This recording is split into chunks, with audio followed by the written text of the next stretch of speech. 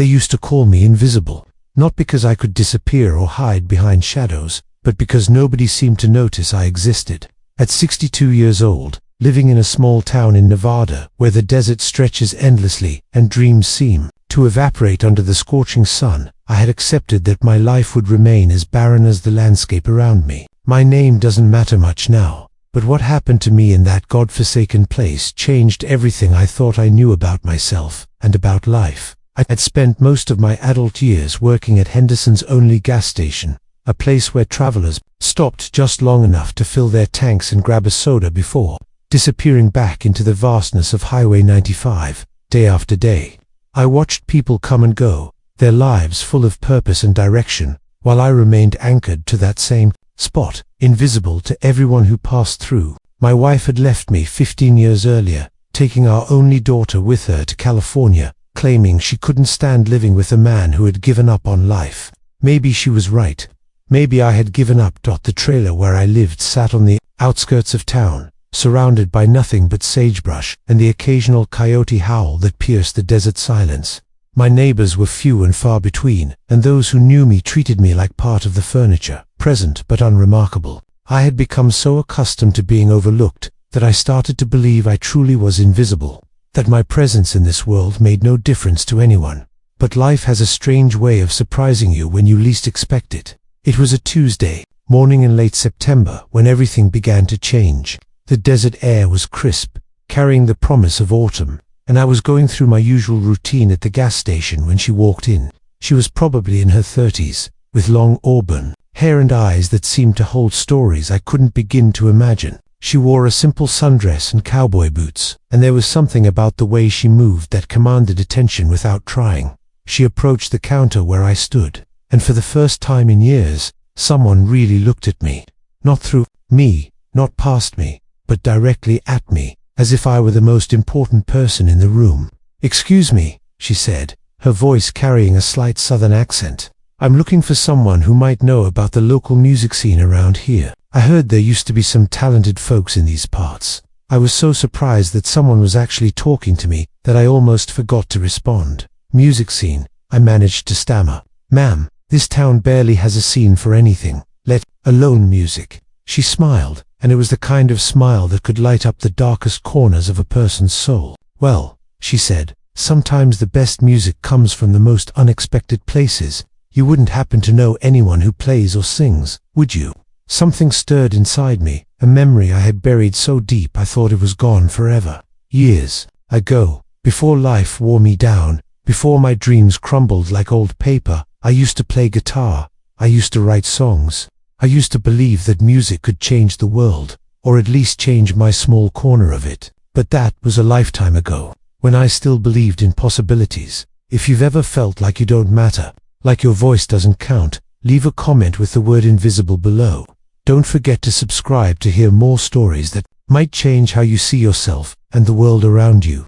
"I used to play," I heard myself saying, the words coming out before I could stop them. "A long time ago." Her eyes lit up with genuine interest. "What kind of music?" she asked. "Country, mostly," I replied, feeling foolish for even admitting it. "Haven't touched a guitar in probably 10 years, though."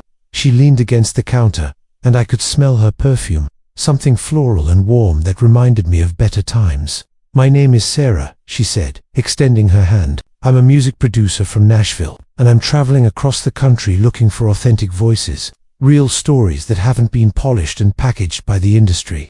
I shook her hand, feeling the calluses on her fingers that told me she was a musician herself. "I'm nobody special," I said, but she shook her head. "Everyone's special," she replied. "Sometimes we just need the right person to help us remember that." Sarah told me she was staying at the Desert Rose Motel for a few days, researching local talent for a documentary she was producing about forgotten musicians in small American towns. She asked if I would be willing to play something for her, anything at all, just to see what happened. I wanted to say no, to tell her she was wasting her time, but something in her eyes made me believe that maybe, just maybe, this was my chance to stop being invisible. That evening, I drove to the storage unit where I kept my old guitar, a Martin D28, that had been my most prized possession back when I still had dreams. The case was covered in dust, and when I opened it, the guitar looked like it was sleeping, waiting for someone to wake it up. I brought it home and spent hours tuning it, my fingers remembering the positions they hadn't held in a decade. The next day, Sarah came to my trailer. She brought a small recording device and set it up on my kitchen table while I sat nervously with my guitar, wondering what I had gotten myself into. "Just play whatever feels right," she said. "Don't think about it too much. Let the music tell your story." I started with a simple chord progression, something I had written years ago but never finished. As my fingers found their rhythm, words began to flow. Words I didn't even know I still had inside me. The song was about loneliness, about feeling forgotten in a world that moves too fast to notice the people left behind. It was about desert, nights and empty highways, about dreams that fade but never completely die. As I sang, I felt something awakening inside me, something I thought was gone forever. When I finished, Sarah was quiet for a long moment, and I was afraid I had embarrassed myself. "That was beautiful," she finally said, and I could see tears in her eyes. "That's exactly what I've been looking for. Raw, honest emotion that comes from real experience. You have a gift, and it's been hiding in this desert for too long." I didn't know what to say. For so many years, I had convinced myself that I had nothing to offer, that my voice didn't matter. But Sarah made me feel like maybe I was wrong. This is just the beginning of something incredible. The best part of this story is yet to come. Make sure you're subscribed because you won't want to miss what happens next. Over the next few days, Sarah and I worked together, recording several songs that poured out of me like water from a broken dam. Each song told a different part of my story: the pain of abandonment, the struggle of feeling invisible, the quiet desperation of small-town life, and the flickering hope that maybe it wasn't too late to matter. Sarah was patient and encouraging, helping me find my voice again after years of silence. She told me about her own journey, how she had grown up in a small town in Tennessee and had always felt drawn to stories of people who had been overlooked by the world. "Music industry is full of manufactured stars," she said, "but real music comes from real pain, real joy, real life. That's what you have, and that's what the world needs to hear." As we worked together, I began to feel less invisible. Sarah saw me, really saw me, and through her eyes, I started to see myself differently. I wasn't just a forgotten man in a forgotten town. I was someone with stories to tell, with music that could touch people's hearts. For the first time in years, I felt alive. But Sarah's visit was temporary, and I knew she would eventually have to return to Nashville. The thought of going back to my invisible existence terrified me. What would happen when she left? Would I disappear again, fade back into the desert landscape like a mirage? The fear of returning to invisibility was almost worse than never having been seen at all. On her last night in town, Sarah made me an offer that would change everything. "I want to take your music to Nashville," she said. "I want to produce an album, get your songs heard by people who need to hear them. But I need to know if you're ready to stop being invisible, if you're ready to let the world see who you really are." The decision wasn't easy. Leaving Henderson meant leaving the only life I had known for decades. Even if that life had been lonely and unfulfilling, it meant taking a risk, believing in myself when I had spent so many years convinced I wasn't worth believing in. But as I looked at Sarah, at this woman who had seen something in me that I couldn't see in myself, I knew I had to try. "Yes," I said, my voice barely above a whisper. "I'm ready to stop being invisible." Sarah smiled that radiant smile of hers and hugged me tight. "Good," she said, "because the world is ready to see you shine." The next morning, I loaded my few possessions into my old pickup truck and followed Sarah's rental car out of Henderson, Nevada. As we drove through the desert, I watched my hometown disappear in the rearview mirror, and for the first time in my life, I wasn't afraid of what lay ahead.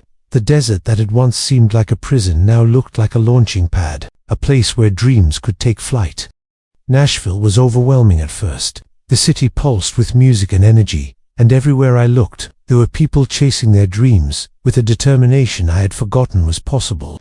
Sarah introduced me to other musicians, producers, and industry professionals who treated me not as an invisible old man from nowhere, but as an artist with something valuable to contribute.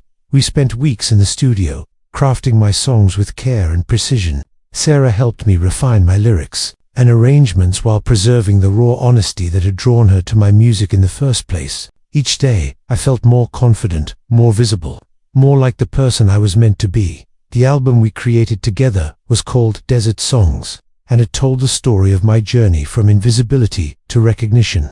The title track, the song I had first played for Sarah in my trailer, became the centerpiece of the collection. It was a ballad about finding your voice in the wilderness, about discovering that even in the most desolate places, beauty and meaning can flourish. When Desert Songs was released, something magical happened. The music resonated with people who had felt invisible in their own lives, who had struggled with loneliness and the fear of being forgotten. Radio stations across the country began playing my songs, and suddenly, people were talking about the mysterious singer from Nevada, who had emerged from nowhere with music that spoke to the soul. The success was surreal. At 62 years old, I was experiencing things I had only dreamed of as a young man.